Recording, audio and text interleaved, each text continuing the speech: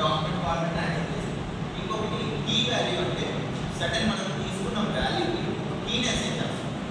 ఇప్పుడు మీ అందరికి కీస్ ఏంటి? మీ రోల్ నెంబర్. సో మీ రోల్ నెంబర్ని ఎంటర్ చేయగానే మీ నేమ్, ఫీజెస్, ఇన్కేస్ ఫైన్స్ వగేరా వగేరా ఏ డీటెయిల్స్ కావాలంటే ఆ డీటెయిల్స్ కింద కూడా అంతే కదా. మనం వెళ్ళి సర్టెన్ ఫైల్ కావాలంటే ఏం చేస్తాం? సరే మీ రోల్ నెంబర్ చెప్పండి అని. రోల్ నెంబర్ మనం జస్ట్ చెప్పగానే మనకి సంబంధించిన ఫైల్స్ అన్నీ వస్తాయి. ఏమేంటి?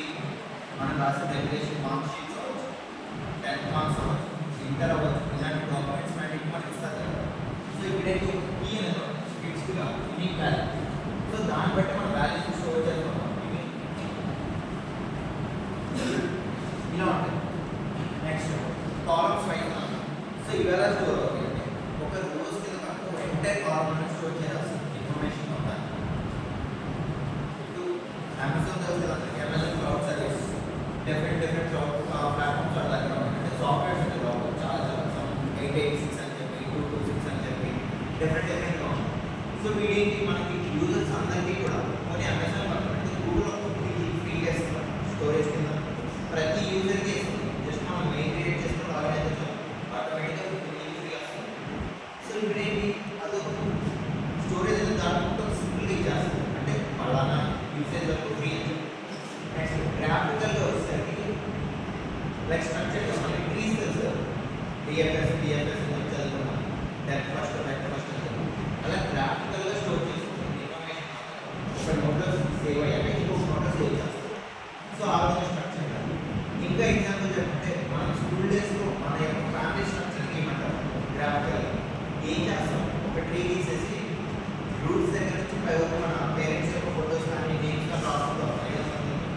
సో ఇప్పుడు నేను ఒక స్ట్రక్చర్డ్ ఆర్డర్లో సేవ్ చేసుకుంటాం. అంటే ఫస్ట్ జనరేషన్, నెక్స్ట్ వీల్ అని. అదే విధంగా ఇన్ఫర్మేషన్ కూడా గ్రాఫికల్గా అరేంజ్ చేసుకోవడం అంటే స్టడీ చేయడానికి ఈజీగా ఉంటుంది.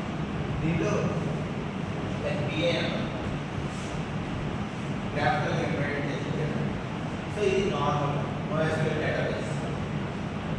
అండ్ ఇంకోటి వచ్చేసరికి